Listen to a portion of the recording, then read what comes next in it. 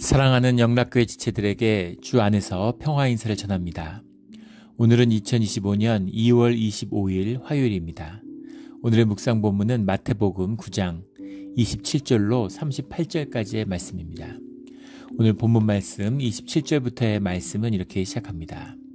예수께서 거기에서 떠나가실새 두 맹인이 따라오며 소리질러 이르되 다윗의 자손이여 우리를 불쌍히 여기소서 하더니.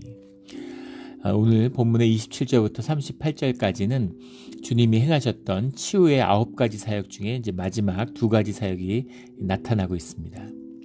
오늘 27절의 말씀 보면 거기에서 떠나가실새 거기가 어딜까? 그 28절 예수께서 집에 들어가심에 할 때 그 집이겠죠. 그 집이 텐 오이키온이라고 되어 있어요. 오이키온이라는 게 오이코스죠. 집을 말하는 겁니다. 근데 텐이라는 정관사가 붙어 있어요. 그 집에서. 그 집은 무슨 집일까요? 그 집 하면 다 아는 집인 거죠. 마태의 집이 아닐까 이렇게 보는 겁니다. 물론 또 다른 집이 있을 수도 있었겠지만 마태의 집에 들어가셔서 세리와 죄인들과 같이 앉아서 밥을 먹으셨잖아요. 또 제자들을 파송하실 때에도 여러 곳에서 돌아다니지 말고 한 곳에 묵어라 이렇게 말씀하셨죠. 그래서 마태의 집에 머무신 게 아닌가 이렇게 볼 수 있겠습니다. 근데 그 집을 떠나는데 두 맹인이 따라오면서 소리질러 이르되 다윗의 자손이 우리를 불쌍히 여기소서. 오늘 불쌍히 여긴다라는 말이 2번 나오는데 27절에 불쌍히 여기소서 하는 것과 36절에 무리를 보시고 불쌍히 여기시니 이렇게 나옵니다. 우리말로 다 불쌍히라고 했는데 원문은 좀 차이가 있어요. 27절에 나오는 불쌍히 여기소서라는 말은 엘레오소라는 말입니다. 엘리오소라는 말은 뭐 영어로 하면 compassion, 영어 번역에 mercy, have mercy on me 하는 mercy, compassion, 그런 마음의 공감, 우리의 이 아픈 마음을 좀 알아주십시오. 우리의 이 어려운 형편을 좀 들어주십시오. 이런 의미인 거죠. 36절에 나오는 무리를 보고 불쌍히 여기시니 할 때 이 불쌍히 여기시니라는 말은 에스플랑키니스테라는 말인데 에스플랑키니스테 할 때 스플랑크논이라는 게 원형이에요. 이게 뭐냐면 이제 창자, 대장 이제 이런 겁니다. 곱창 뭐 이런 거죠. 창자예요. 소장, 대장 이런 겁니다.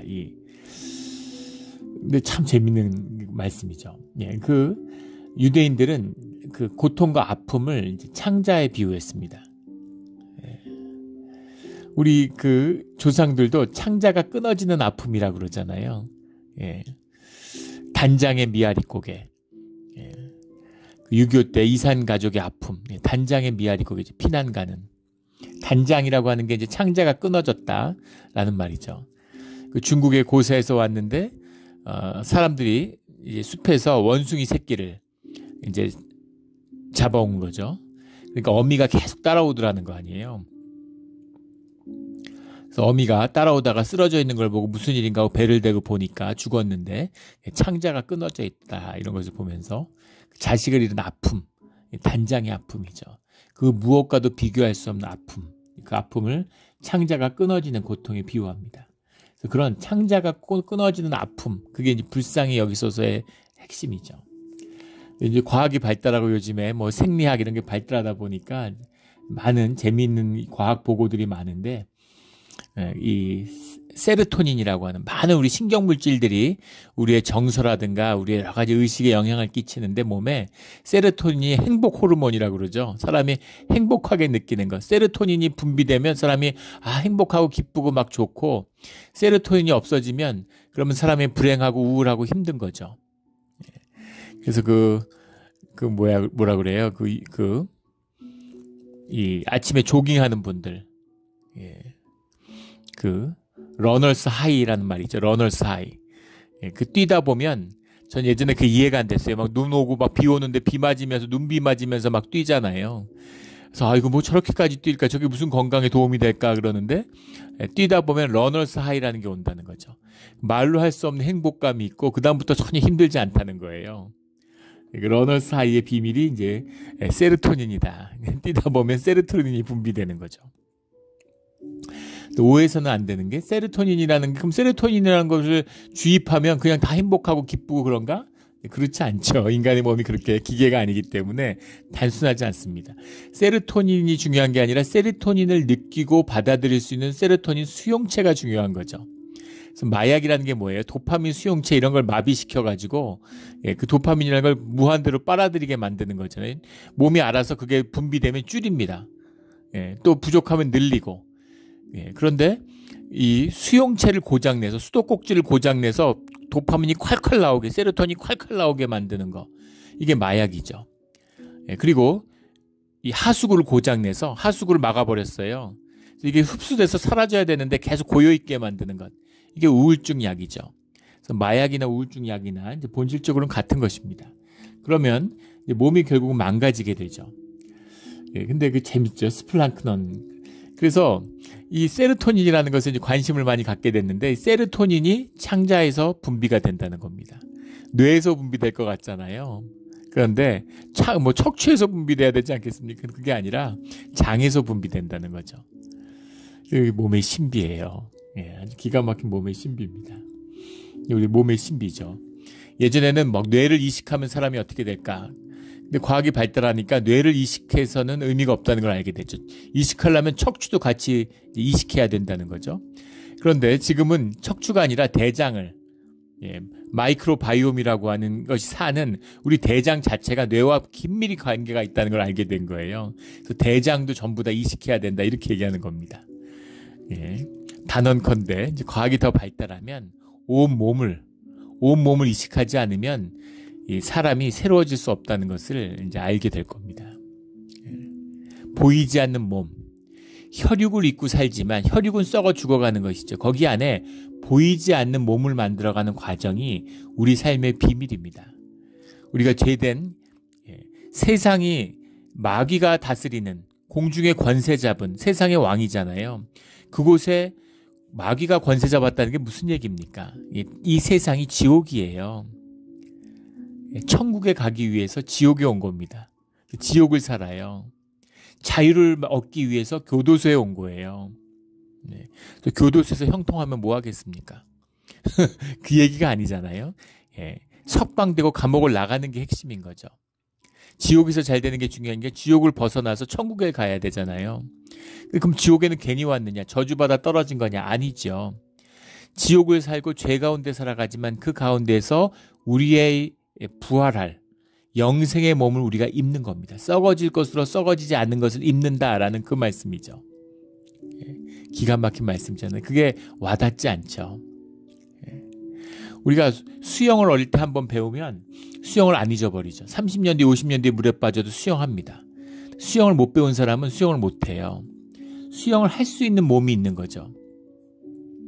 아무리 체력이 좋고 아무리 운동 능력이 뛰어나도 그런 선수들이 프로 선수로 뛰지 못한다는 거죠. 아무리 그 체력이 뛰어나도 그렇잖아요. 예전에 그 슈퍼스타 마이클 조던 농구에서는 거의 전설적인 존재였는데 근데 야구 선수로 가니까 아무것도 아니잖아요.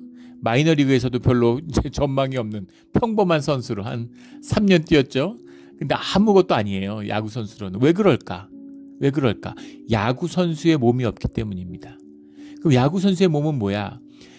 그냥 육신의 힘이 있는 것이 아니라 자라날 때 거기에 맞는 근육을 쓰는, 거기에 맞게 적응한, 거기에 작전과 환경에 맞게 적응하는 몸이 우리 안에 있다는 거죠. 보이지 않는 몸이 있는 겁니다. 자전거 마찬가지죠. 자전거 한번 배우면 평생 기억한다는 거 아니에요. 못하는 사람은 못하지만 타는 사람은 타요. 예전에 지금 이름이 기억이 안 나는데 최초의 여성 대사였죠. 한국의 봉사단원으로 와서 한국말도 잘하고 주 한국 주재 미국 대사로 왔던 분인데 굉장히 한국 사람들 사랑을 받았습니다.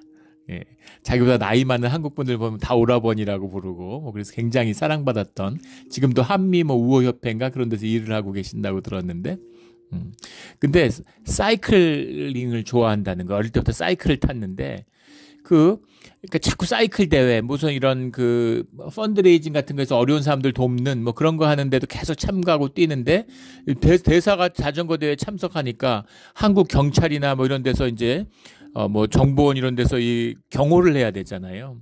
그래서 경호 인력이 따라붙는데 따라갈 수가 없다는 거예요. 그래서 사이클 선수를 데려다가 아무리 운동 좋고 무술하고 이런 사람인데 자전거를 따라갈 수가 없는 거죠. 이 여자분이고 아주머니인데. 그래서 사이클 선수를 데려다가 그 같이 옆에서 이제 임시적으로 경호를 시켰다. 뭐 그런 예전에 그런 기사를 본 기억이 납니다. 그런 거죠. 예, 보이지 않는 몸이 있어요. 그래서 보이지 않는 몸, 예, 죄를 다스리고 주님의 뜻에 따라 순종하면서 믿음으로 살아가면서 우리가 우리의 몸을 쳐서 다스린 그곳에서 생겨난 보이지 않는 몸, 그 몸이 부활하는 우리의 몸이 되는 겁니다. 영체가 되는 것이죠. 그 몸을 만드는 시기예요. 그 몸이 없는 사람, 혈육으로, 욕정으로, 욕심으로 사는 사람들은 육과 함께 썩어져 버리는 것이죠. 그게 우리의 삶이다라는 겁니다. 불쌍히 여기시니, 예, 그 깊은 단장의 아픔, 그것을 주님이 우리를 향해 느끼신다, 이 말씀인 거죠. 집에 들어가서 간데 맹인들이 나오거늘, 죄인들과 세리들과 함께 계시니까 맹인들도 오는 거죠. 맹인들이 찾아오니까 예수께서 이르시되 내가 능히 이 일을 할 줄을 믿느냐, 이렇게 물어보시는 겁니다. 우리를 불쌍히 여기셔서 다윗의 자손이여. 근데 문제는 이 다윗의 자손이여라는 말이죠. 이사야서에도 나오지만 우리 35장 때 나오는 메시아의 꿈이 있고 다윗의 자손이라는 것을 믿고 있는 거예요. 그런데 사실은 이것이 메시아의 꿈이지만 그 시대 현상의 유대인들, 종교인들은 이 말뜻의 의미를 잘 이해하지 못하고 있는 겁니다. 뭐라고 이해를 하냐면 현상적인 정치적인 어떤 권력같이 이해하는 거예요. 그래서 다윗의 왕가를 부활하고 이스라엘을 회복하는 것이다, 이런 슬로건으로 생각하는 겁니다. 로마를 물리치고 우리도 한번 제국 한번 해봐야지. 근데 주님은 그런 거에 아무 관심이 없으시죠. 그건 땅의 일이니까. 지금도 마찬가지죠. 지금도 미국의 복음주의자들인 이런 사람들을 보십시오. 정치 권력을 획득해서 선한 의지로 세상을 바르게 바꾸겠대요. 그게 되겠습니까? 예, 단언컨대. 예, 그런 일은 일어나지 않아요. 윌 투 파워는 결국 마귀의 종이 되고 맙니다. 세상을 어지럽히고 교회를 망치는 그런 일들이 되고 말아요. 마귀의 역사입니다. 마귀의 역사는 늘 종교의 역사로 함께해요. 그런 것이죠. 그런데 이들이 다윗의 자손이여라는 게 이제 정치적인 슬로건의 의미를 가지고 있다는 겁니다. 그런데 문제는 뭐냐면 주님이 지금 활동하시는 공간이 바로 가버나움이라는 거예요. 가버나움에서는 주님이 오시기 전에 그 거대한 반란이 있었습니다. 유대인의 반란이. 다윗의 왕조를 회복시키겠다고. 그러다가 그것이 진압되면서 그 십자가에 못 박혀. 반란은 가버나움의 남자들 씨를 말리는 거죠. 주님이 오시기 불과 20-30년 전에 있었던 일이에요. 그래가지고 그 2000여 구의 시체를 십자가에 못 박았다는 거죠. 로마도 잔혹하죠. 세계 제국을 유지해야 되니까. 로마는 굉장히 관대한 나라였습니다. 굉장히 관대한 나라였지만 로마 제국에 도전하는 건 용서하지 않죠. 나라를 세우겠다? 킹덤을 세우겠다? 용서 못하는 겁니다. 그래서 2000여 개의 십자가에 달린 그것이 가버나움에 쫙 진열되어 있었다는 겁니다. 이 가버나움의 사람들한테는 씻을 수 없는 상처죠. 두려움이고 공포고 끝을 본 거예요. 한 번만 더 킹덤이니 다윗의 왕국이니 이런 소리 한번 해봐. 어떻게 되는지 시범 케이스로 한번 보여준 거죠. 그 아픔이 있는 동네인데 거기 예수님이 오시니까 사람들이 다윗의 자손이여 이러고 부르고 따라가니까 그 얘기를 보고 있는 바리새인들이나 그 사회 지도층들, 사두개인들이 보면 가슴이 철렁할 일이죠. 얘들 아무 생각이 없네. 그렇게 당하고도 정신 못 차렸네. 무슨 생각으로 저러지?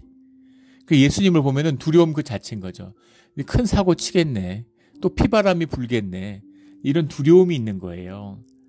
그것이 예수님을 꺼리는 또 다른 측면이 되었다는 겁니다. 다윗의 자손이여라는 말이 우리는 이제 신앙적으로 이걸 보니까 너무 자연스러운 고백이죠.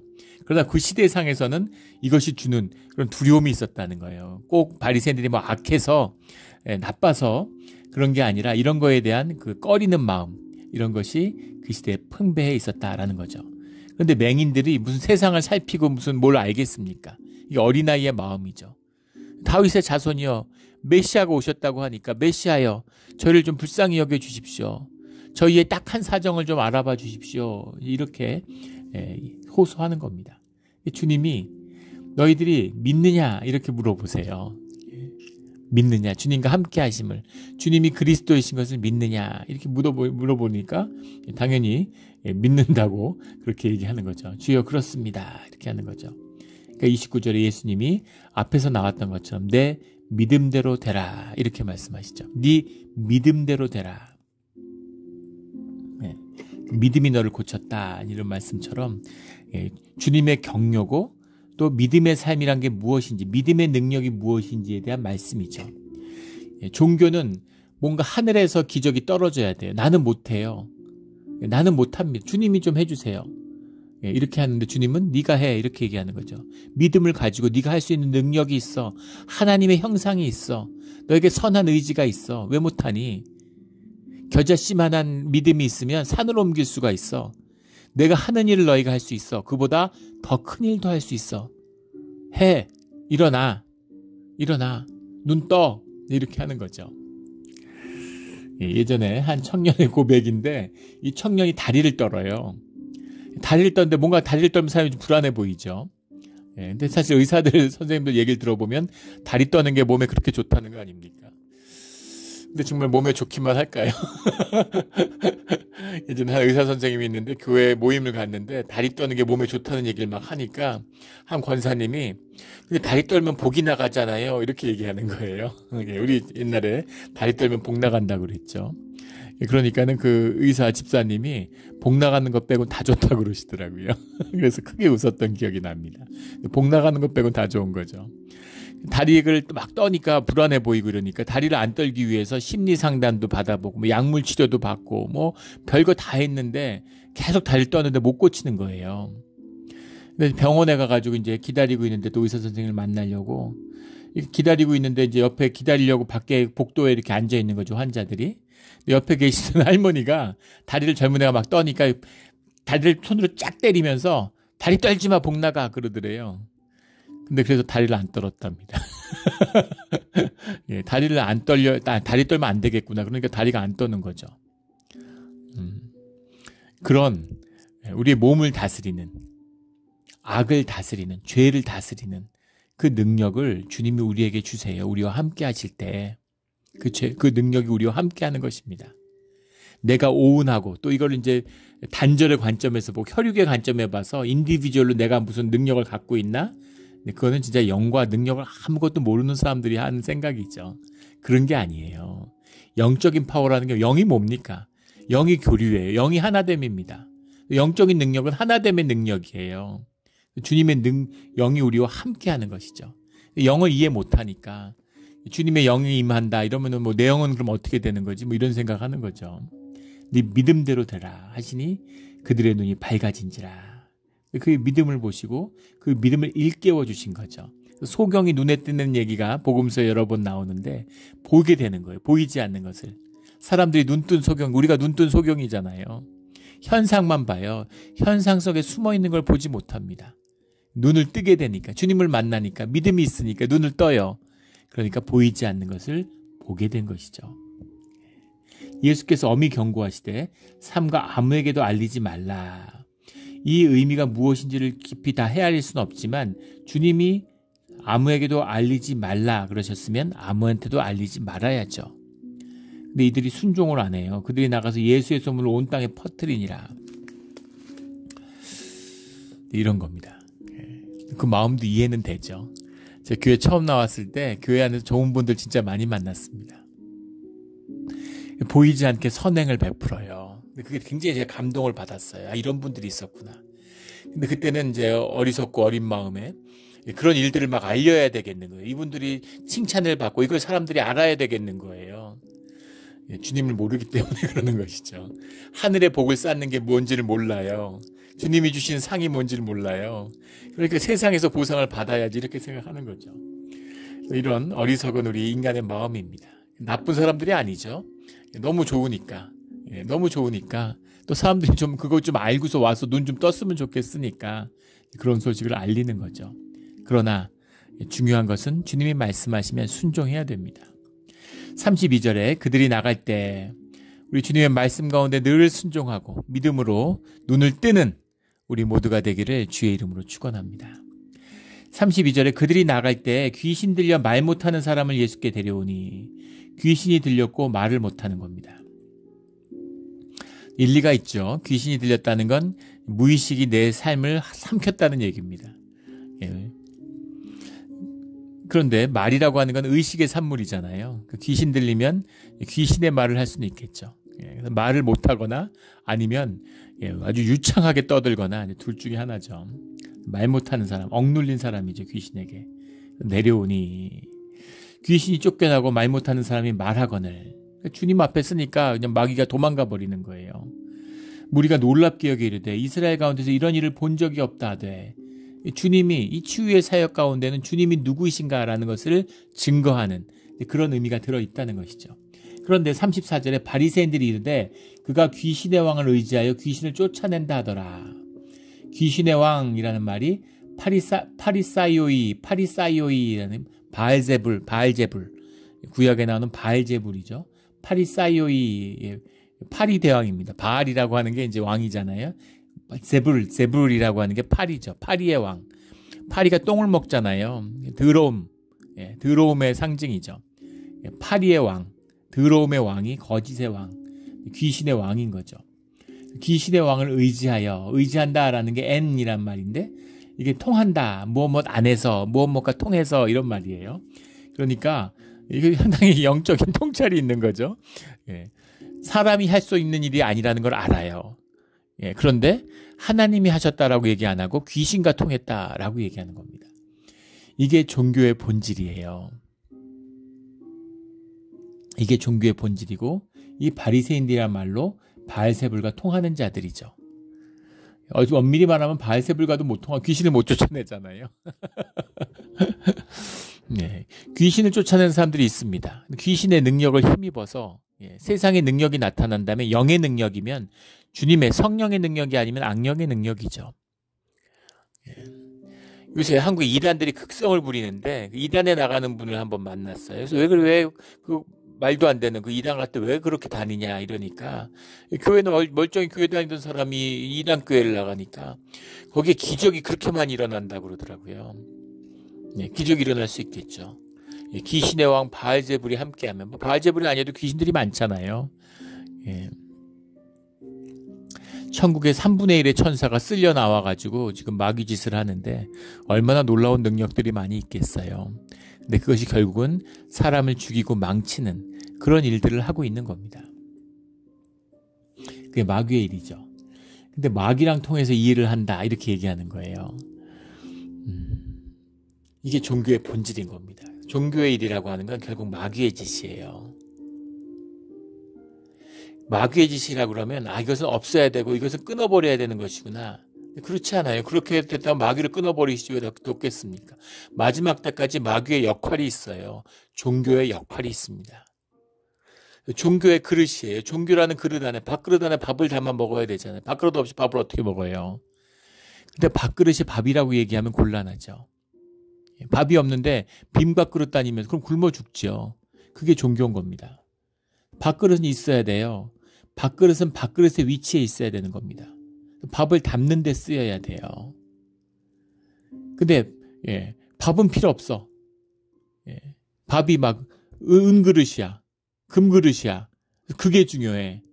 그릇이 뭐가 중요해요? 밥이 중요하지. 옷을 입고 다녀야 되잖아요, 사람이. 옷이 중요하죠.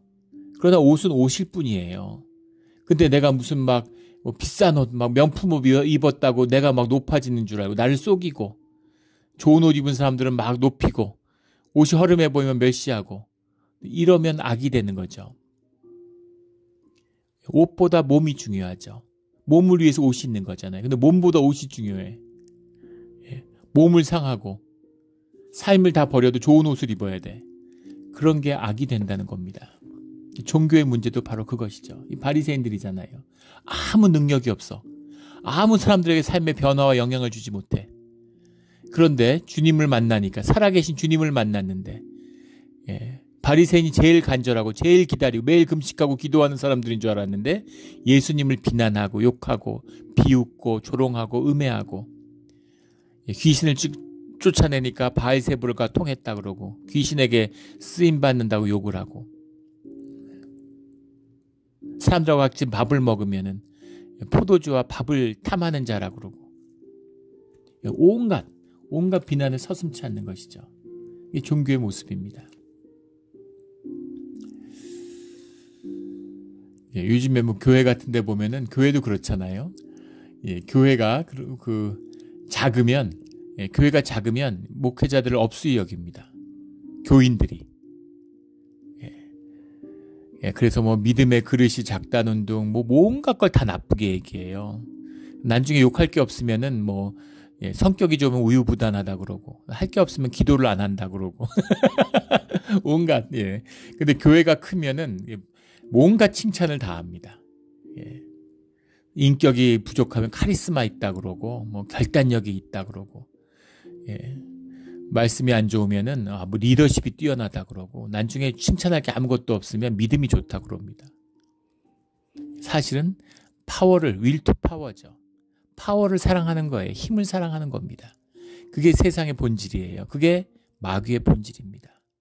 힘을 사랑하는 사람은 결국 마귀의 길을 하게 되어 있어요.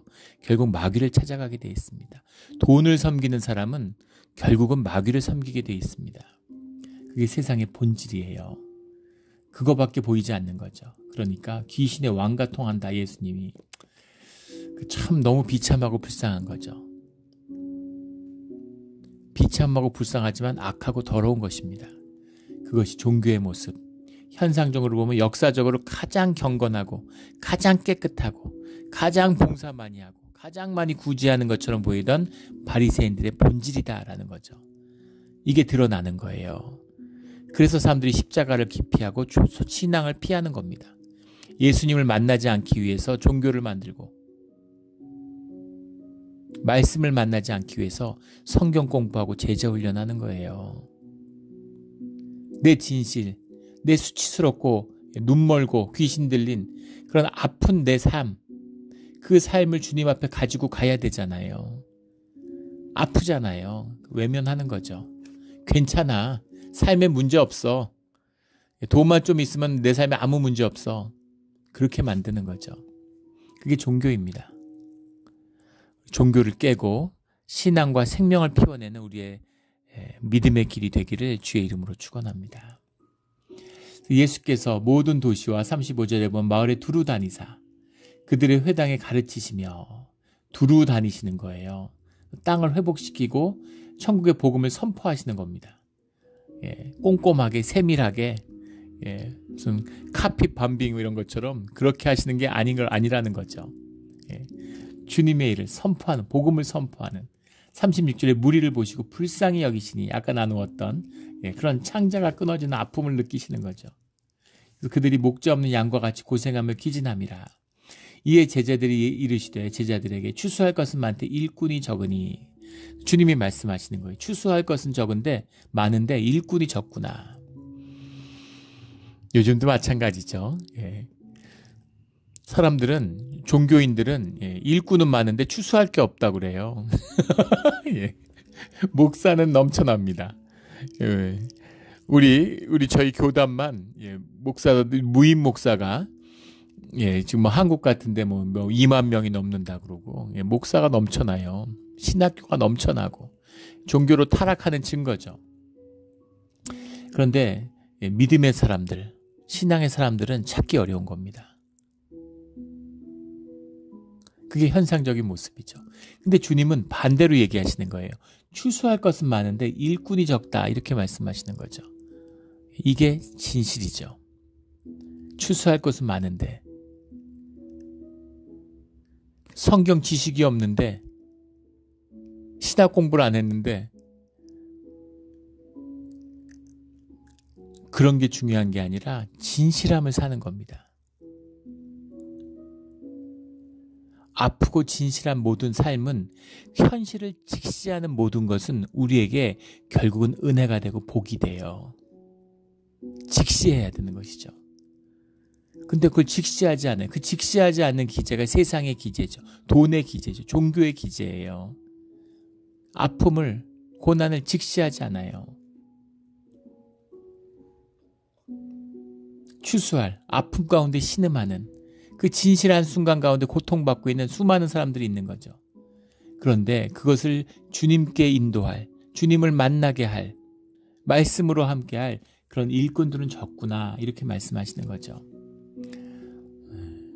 이게 무슨 12사도 얘기하고 이런 게 아니죠. 38절에 그러므로 추수하는 주인에게 청하여 추수할 일꾼들을 보내주소서 하라 하시니라. 추수할 일꾼들을 좀 보내주십시오라고 하나님께 청해야 된다. 주인에게 청해야 된다. 이런 말씀이죠. 청한다라는 말이 요청하다 이런 말이 아니라 개인적으로 이렇게 부탁한다, 이런 친밀함이 강조된 단어입니다. 그러니까 이렇게 조르라는 거죠. 주님 좀 도와주십시오. 주님 좀 우리와 함께 해주십시오. 좀 우리를 불쌍히 여겨주십시오. 주님, 이렇게 조르라는 거예요. 주님이, 자비의 주님이, 사랑의 주님이 함께 해주신다라는 거죠. 추수할 것은 많습니다. 일꾼이 없는 것이죠. 우리 주님께 헌신된 삶으로 눈을 뜨고 걷게 되고, 귀신을 쫓기고, 거기서 더 나아가서 삶이 회복되고, 믿음을 회복하고, 믿음이 자라나고, 생명을 피워내고, 나의 나됨을 살아서 그 생명의 능력으로, 하나님의 형상으로 주님의 일꾼으로 서는, 쓰임받는 그런 우리 모두가 되기를 예수 그리스도 이름으로 축원합니다. 아멘. 기도드리겠습니다. 하나님 아버지, 감사합니다. 주님, 우리를 불쌍히 여겨주시니 감사합니다. 주님의 자비로, 주님의 은혜로 함께하여 주시옵소서. 불쌍히 여겨 주시옵소서. 감사하며 예수 그리스도 이름으로 기도드렸습니다. 아멘.